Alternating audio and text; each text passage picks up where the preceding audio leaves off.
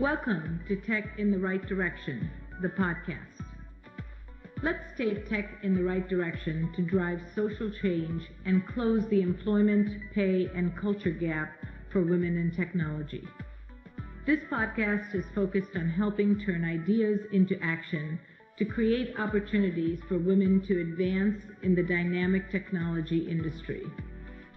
I hope this podcast will inspire and motivate you to encourage more women and girls to seek or grow a career as a woman in technology. Stories about the journey of amazing women in this tech field starts right now. This week, I will be speaking with Kate Roberts. Kate Roberts' late father was a ship captain. By the time Kate was 12, she had seen more of the world, its beauty, vastness, and social inequities than most people would see in 2 lifetimes. These early life imprints, coupled with several harrowing experiences she endured while working in Eastern Europe, fueled in her fierce determination to make a difference in lives of women around the globe. Kate sees obstacles as opportunities and thrives on challenges.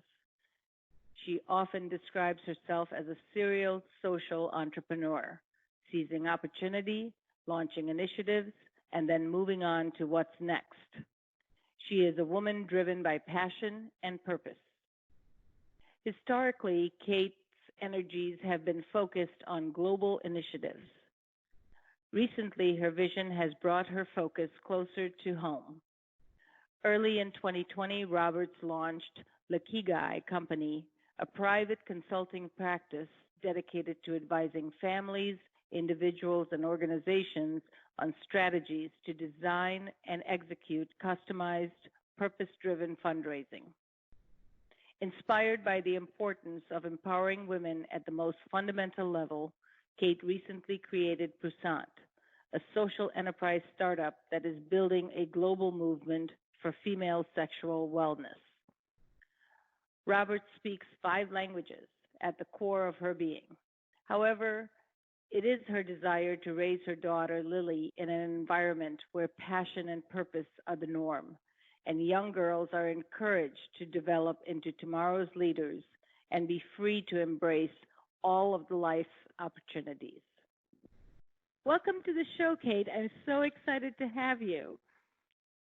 It's a pleasure to be here, Jennifer. Thank you for having me. Thanks. So let's get started.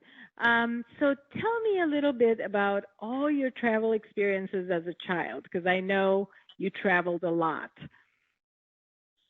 Yes. Oh, my goodness. I was very, very lucky to have extremely adventurous parents, and I got to travel the world with them as a child. My father was a sea captain of a supertanker, so I grew up sailing around the world with him and my family, and that's really where it all began for me, witnessing poverty at a very young age, and so I think that's really where it all started for me, where I was experiencing the different cultures and issues affecting people,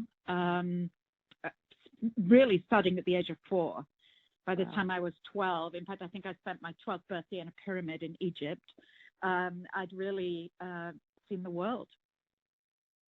That's amazing. I know you did say something about, you've traveled more than most people travel twice in their lifetime, their lifetime twice.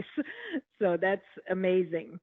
So if you could share with us some of your career journey and how you got to where you are today.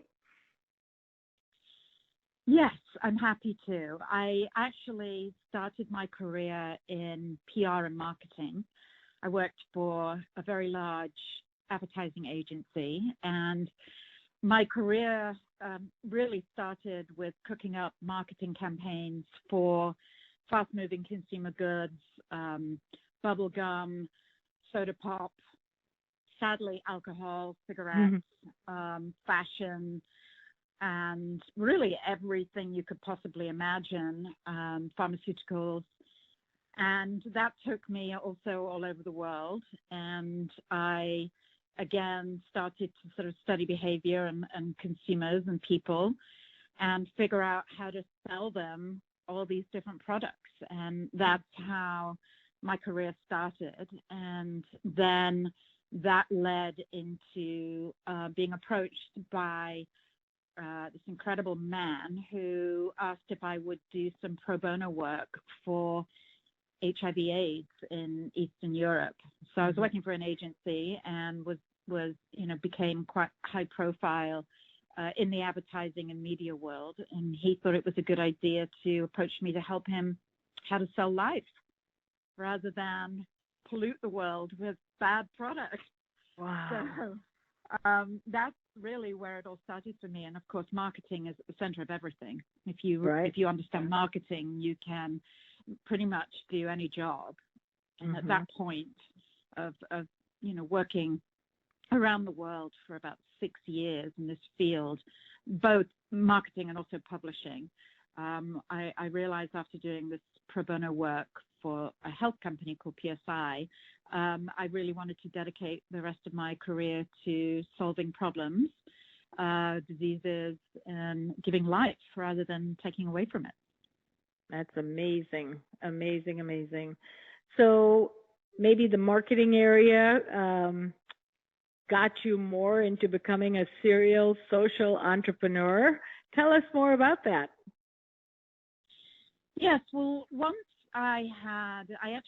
what happened to me, the pivotal moment, let's say, was I took a trip to South Africa, really on a vacation, and I saw immediately on touchdown, and this was in 97, 98, I saw the destruction of HIV/AIDS and also poverty as an adult. And I had been doing pro bono work for PSI in Eastern Europe for the last year. We actually had managed to increase condom use by 300% during the campaign that we were working on. And the campaign was no different than any social campaign that I would have developed for a for-profit brand. But it was encouraging young people to use condoms. And eventually we were really able to prevent HIV from truly coming into a country by this popular campaign that we put together using the same elements as a brand would use, clever marketing, clever media, tapping into pop culture. And that really gave me the idea of taking this on a wider level globally around the issue of HIV, married with my trip to South Africa, where I got emotionally involved rather than just creatively involved. I saw firsthand on the ground the destruction of what such a pandemic can do. Of course, we're now seeing the destruction of the coronavirus and what it can do to the world, our own lives, the economy. Everyone is experiencing this. But to me at the time, I saw it on the ground, and the work that I was doing in my job became very serious for me because it became emotional. And so at that point, I decided that I wanted to dedicate my life to doing something really meaningful, but by using my marketing skills and putting those to better use to really think through in a private sector way how to take control of a pandemic in the way that I could. And in the way that my skills were lending itself was really thinking about the infrastructure, brands, media, celebrity, and how to apply that to a global pandemic. At the time, HIV was very much in the media. It was dare I say, a sexy issue to get behind. So I took advantage of the timing of that, and that's when my life as a serial entrepreneur started, where I saw an opportunity. I saw an opportunity to engage the world in an issue that, was on every corner and very much in the media. And now my life as a social entrepreneur Obviously, I'm currently working on the coronavirus and finding ways to attract solutions, thought leaders, resources, funding, technology to help us to overcome it. But really, what I mean as a serial entrepreneur or social entrepreneur is finding opportunity, finding gaps, and then figuring out a solution, and then a team of people to help put those solutions in place. That's awesome. So tell us a little more about your business currently. So what are you doing that, as a social entrepreneur, how did you translate all of your experiences into building a business? Well, let's just backtrack a second. The last 20 years, I've been working with an organization called PSI, and PSI is a global health organization, actually one of the largest health organizations in the world that nobody's ever heard of. And the reason that they haven't heard is PSI is in the trenches. They're doing the work. It's a 9,000-person organization that works across 50 countries, making it easy for people to get healthcare solutions. And over that 20 years, I've been their sort of residential social entrepreneur, cooking up strategies and campaigns to address issues. Started off with HIV, I created Youth AIDS, and Youth AIDS then came up with various solutions and funding and partnerships to work on the issue and to come up with various solutions. That then led to really focusing on the woman. And let's just call the woman Sarah, because Sarah deserves a name. A woman deserves a name, especially a woman living in poverty. And I started to see a real gap in women's health and health and wellness, especially around her sexual reproductive health. And how it was underfunded, it was underprioritized, and only 2% of government funding was going towards women's health around the world. And so at that point, I created Maverick Collective, together with the help of Melinda Gates. She became our co-chair. We developed Maverick Collective, which is a philanthropic platform that works with other bold women who believe in investing in women as a solution to end extreme poverty, but specifically investing in women's health and all the issues that we grapple with every day around our health, which is horribly underfunded. And we were very quickly able to build a group of extraordinary women who helped to fund promising solutions around the world in family planning, in HIV, in technology, and various other interventions, cervical cancer, that needed the focus in order for us to be able to test out these solutions and then take them to scale across the world. So we did that together with the Crown Princess of Norway, who's our other co-founder, and PSI, who's the implementing partner. Through that experience, I recognized a huge gap in technology, actually, because I know that you are very focused on technology solutions. So it might be worth talking about that. But ultimately, it's about making it easy for Sarah to have access to health products and services. And through my work with PSI and through my work with Maverick Collective, which was all focused on the developing world, we were able to implement some really interesting solutions together with our Maverick Collective members that really worked. But I did see still an opportunity around women's health, also with the issue of stigma. So my new company is going to be focused on, it's a femtech company that really talks about female sexual wellness, which from head to toe. I mean, people talk about sexual wellness and they immediately think about pleasure. Well, it's not just about pleasure, it's everything. It's contraception, contraception, it's nutrition, it's fitness, it's, the applications of, user-friendly technology that can help us to navigate through our needs of finding the right products and services that work for us. So I'm in the throes of this startup. It's called Puissante, which means female power in French. And it incorporates all the knowledge that I have gathered, all the thought leaders and all the remarkable people that I've worked with over the last 20 years to really provide this service for women all over the world around their healthcare. So that's what I'm up to right now. That is one of my latest interventions. So there you have it. That's great. You are one busy person. So I just have a curious question. When you talk about women's health issues, do you focus on physical? I know you focus on physical, but do you also focus on the mental side where you can help them, Absolutely. mentally to grasp the concepts and to change behaviors and those types of things? Yes, absolutely. Mental health is a big, big problem around the world, especially for women and especially right now. 1 in 4 people, and a large portion of those people are women, obviously, suffer from mental health. 1 in 4.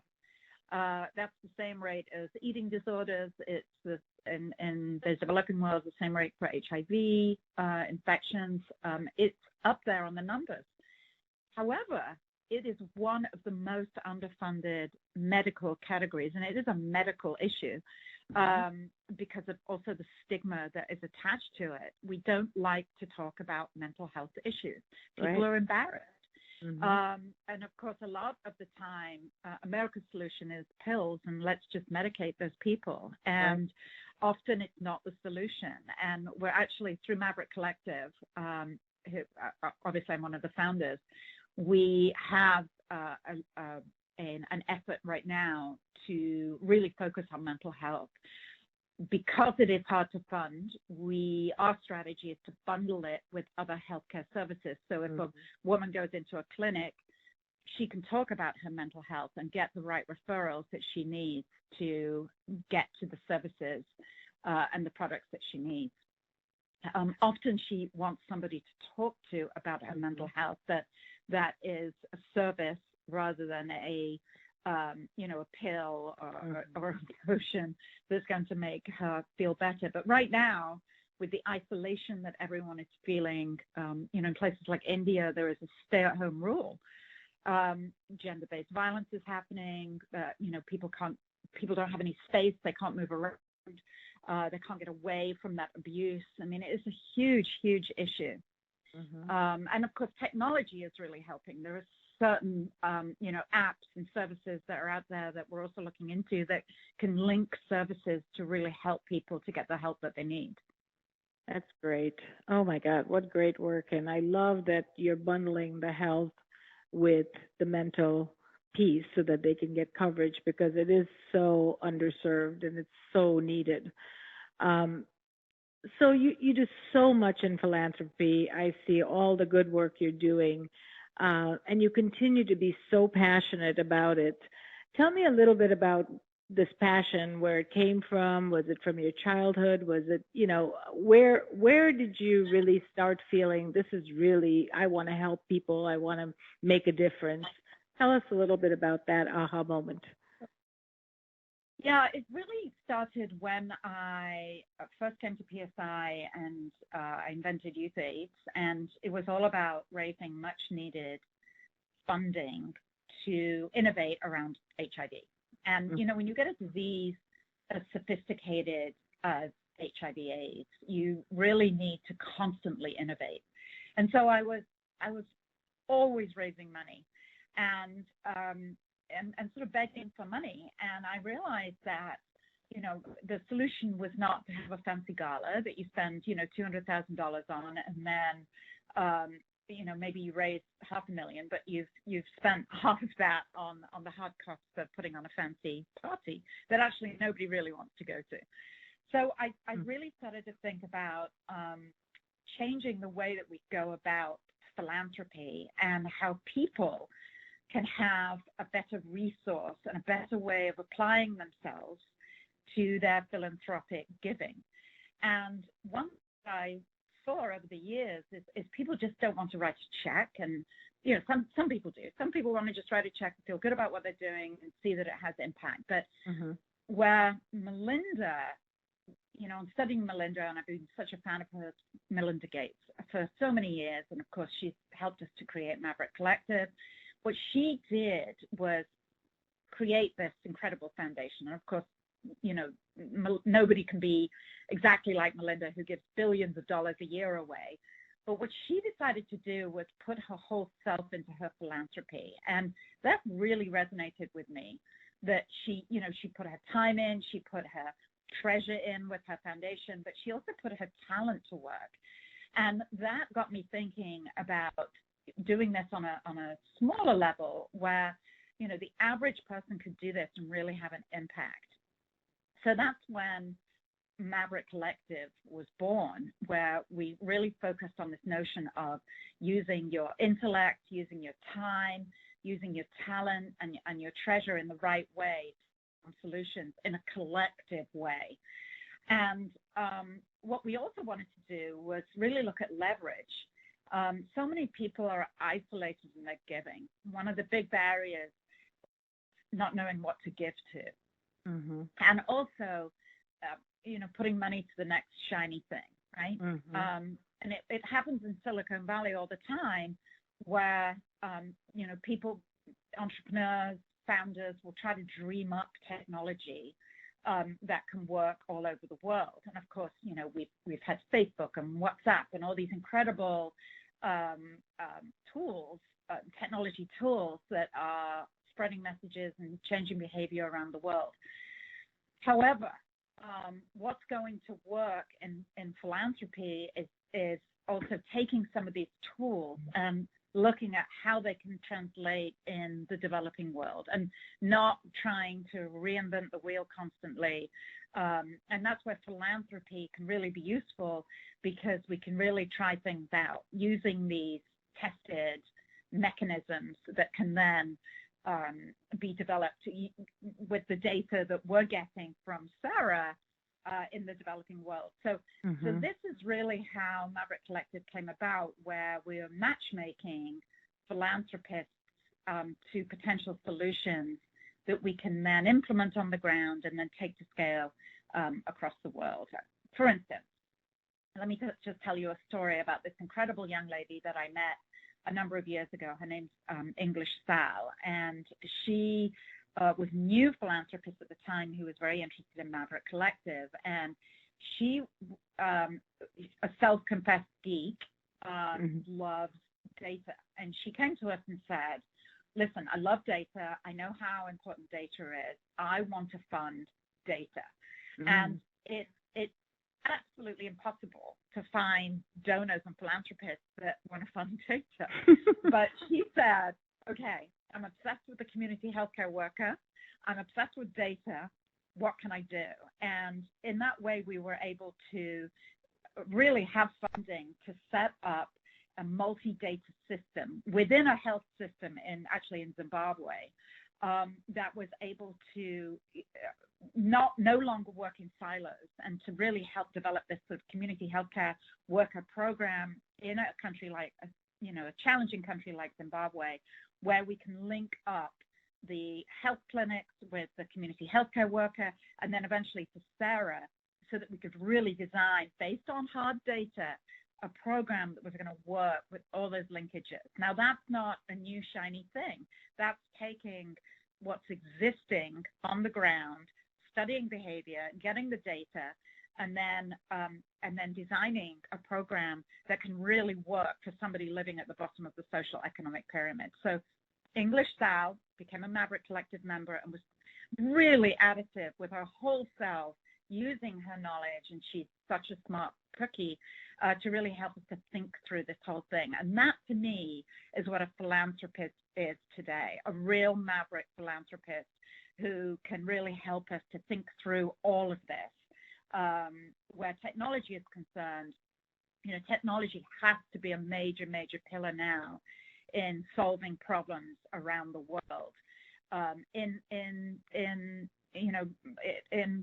ending extreme poverty, and technology is going to take a leading role in that. Where another example is we're forming a partnership with Babylon, which is a female app out of the UK, where we really, rather than using WhatsApp and Facebook Messenger and other social media platforms, it's going to take a Maverick funder to come along and really help us to think through that, as we can take an effective technology platform like Babylon and then translate that for our user experience at the bottom of the pyramid. And somebody sitting in Silicon Valley doesn't know what Sarah is up to on a daily basis. So that, to me, is philanthropy. It's really being able to listen and learn and co-create, and using your talent to help existing groups like PSI and Maverick Collective work their magic. That is, I guess that was a very long-winded answer to your question of where did this passion come from. This passion came from me really being a tired activist, going to the World Economic Forum, going to Davos, hearing the same conversations over and over again from men in gray suits on the panels, mansplaining everything, and me saying, well, where is the woman? Where is the woman philanthropist? Where are the technologists in this conversation? And how do we bring them together in a collective for collective action on the ground? And so that's really where it came from.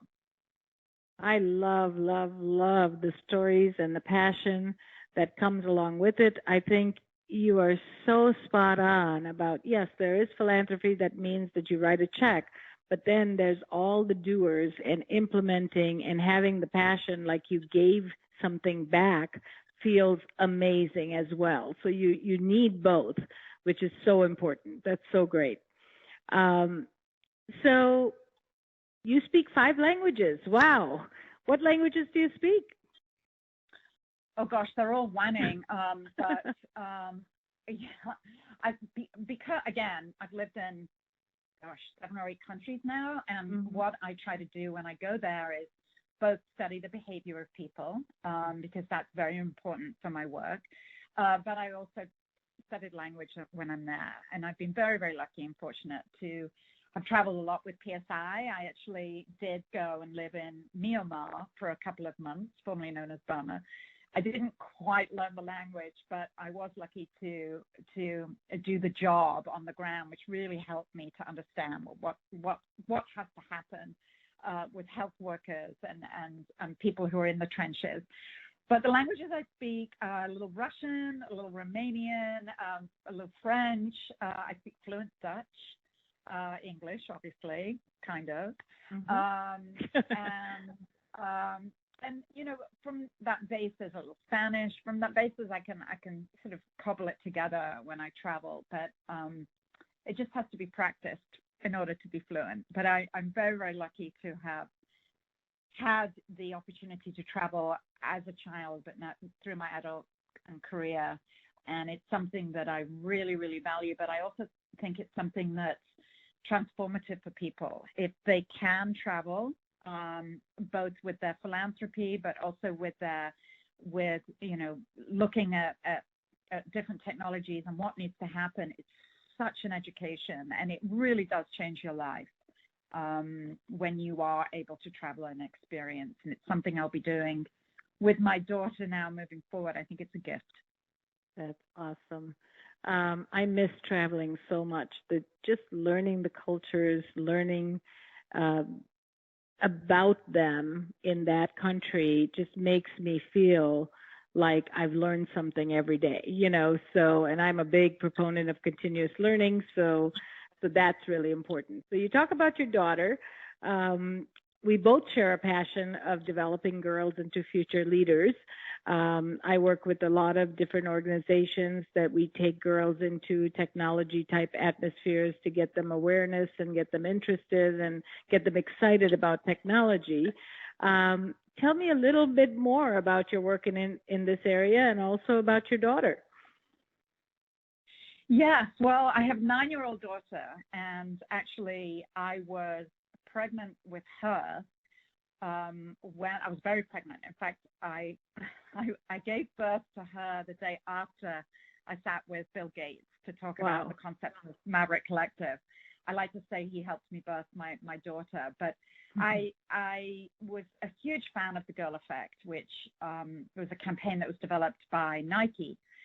It's a video that you should absolutely watch. Just Google the Girl Effect video. You can watch it. And I became a sort of ambassador for the Girl Effect and took it to the World Economic Forum, because if you invest in a girl and a woman, you can it doesn't matter where you invest or what you invest in, but if you invest in a girl, you will strengthen the family, you will strengthen the community, you will strengthen the nation, and you will therefore strengthen the global economy. And it's just a proven fact that if we invest in girls and women, we can end extreme poverty. You know, just like getting a woman access to contraception, to plan her family, looking at sanitation issues. You know, in India, for instance, I'm working on this project called After the Flush. You know, India's done a really, really good job. The government of India has done a really good job of building toilets and cleaning up India. However, 75% of those toilets are not connected to a sewerage facility. So girls, it stops girls from going to school, especially at the time of their menstruation, because there's no sanitation facilities. So it's a ripple effect, and we have to look at all aspects of a girl's life from birth, with nutrition, with education, with financial inclusion, the whole cycle of a girl. Because if we can strengthen that and invest in it, we will have a different world. And so when I was pregnant with my daughter and I sat with Bill and we talked about this, his wise words were, focus on the next generation, invest in the next generation of girls and women. And he was absolutely right. We went on to form Maverick Collective.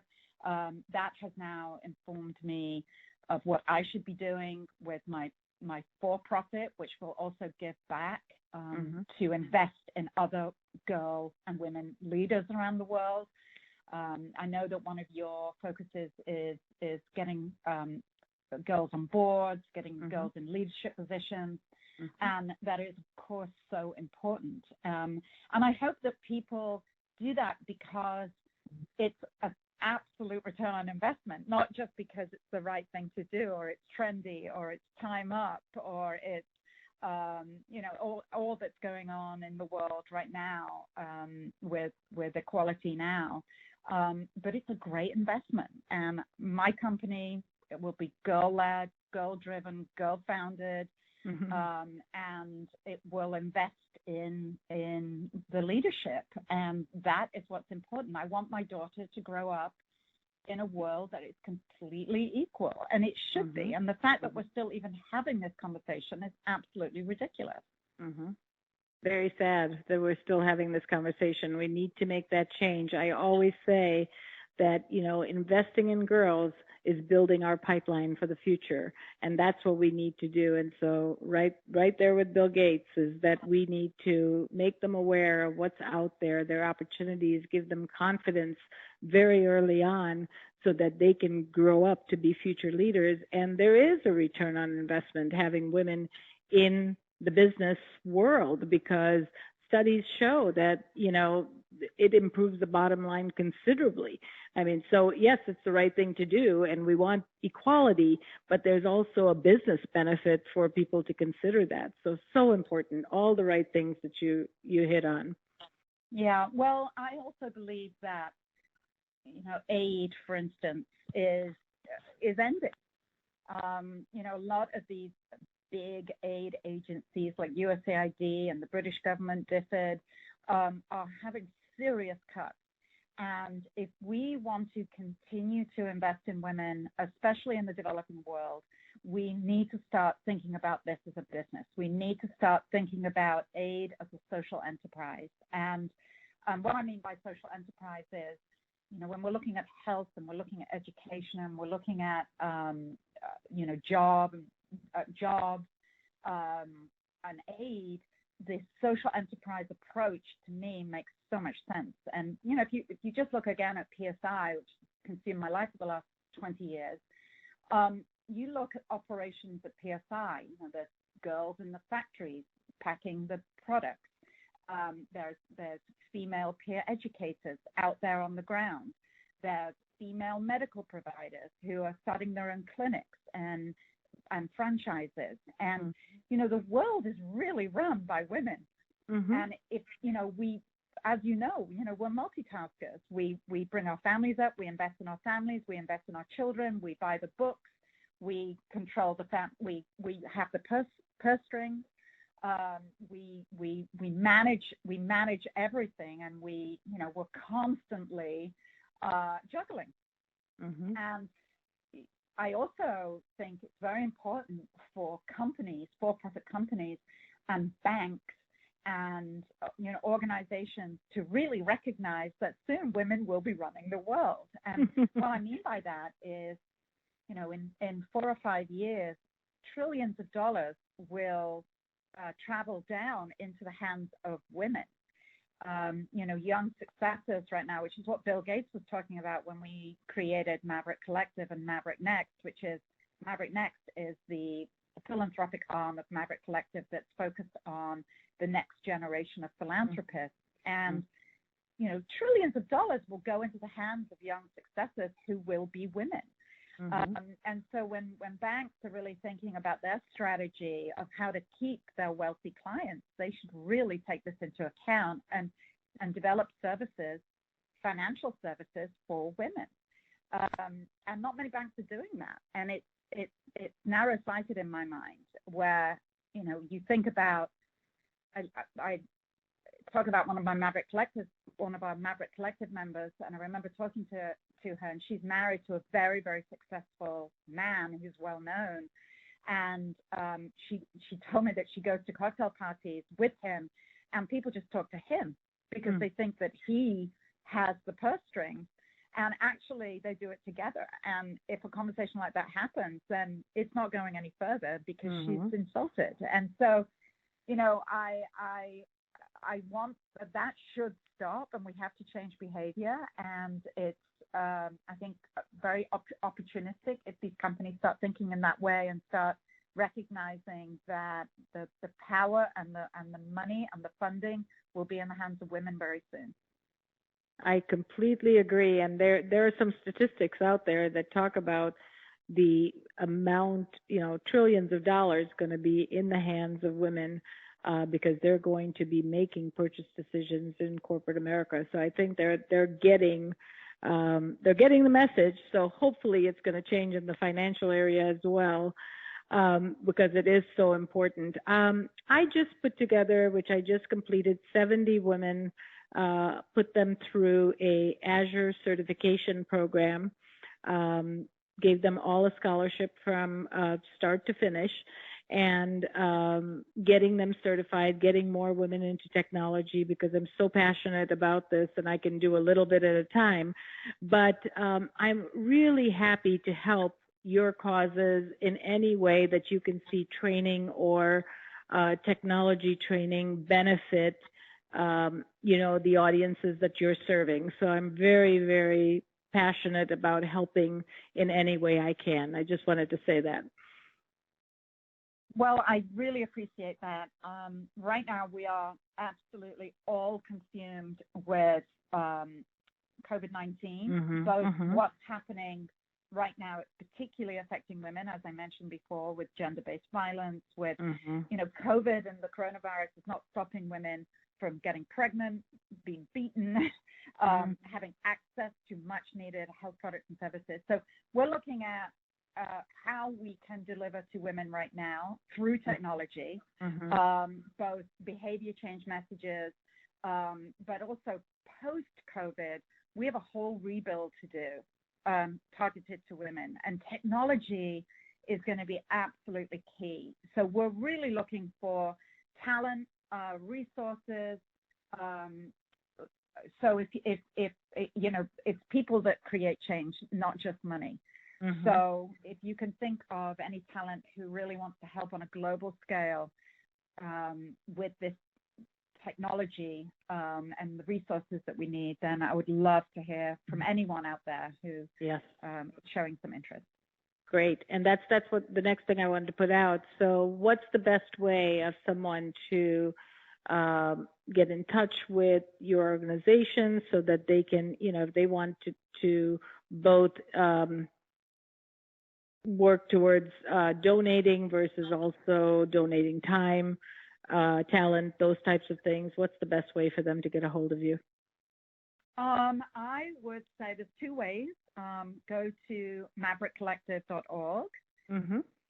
And PSI, so it's populationservicesinternational.org, PSI.org or maverickcollective.org.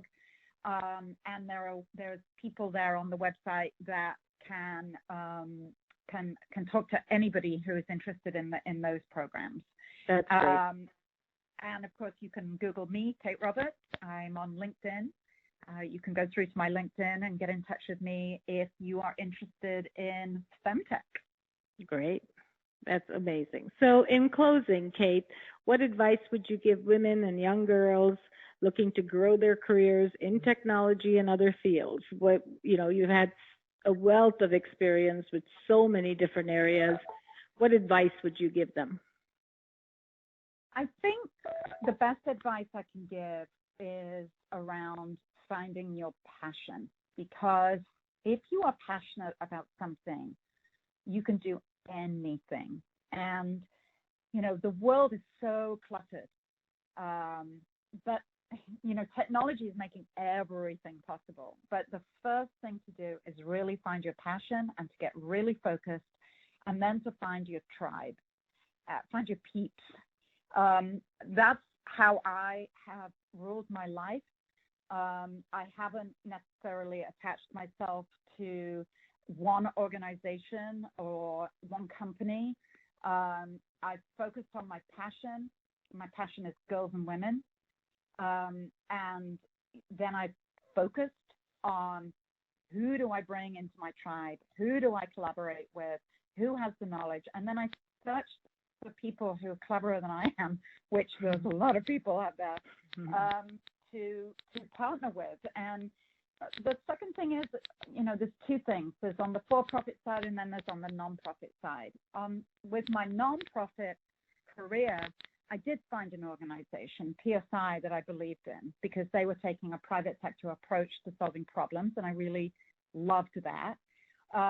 So rather than recreate the wheel, I knew I wanted to be a founder. I knew I wanted to be a serial entrepreneur. I found a great organization that could be my backbone. And then I went out and created, and you know, I was, you know, ongoing vision as to, and opportunity as the gaps that I saw along the way. But focus on your passion, focus, listen, learn, and then implement, and find the people to do it with. That's my great advice. Great advice. Amazing advice. Kate, I love your passion, love your energy, and I'm honored to have you on my show. Thank you so much. It was great talking to you, Jennifer. Best of luck with everything you're doing. Thank you for listening, and please take a minute to subscribe to this podcast so that you never miss an episode. See you next week.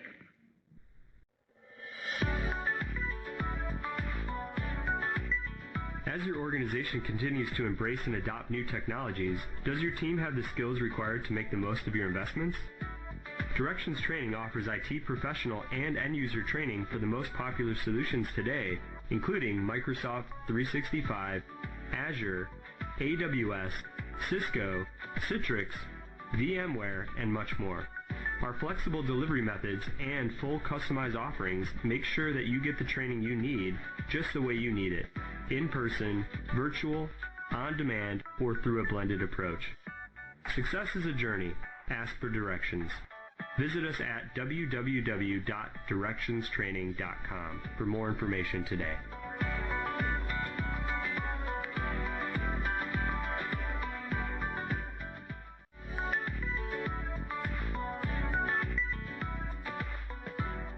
Thanks for listening to Technology in the Right Direction, your source for the latest technology trends shaping the world.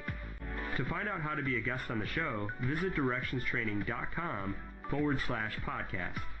Until next time, we hope that technology takes your business in the right direction.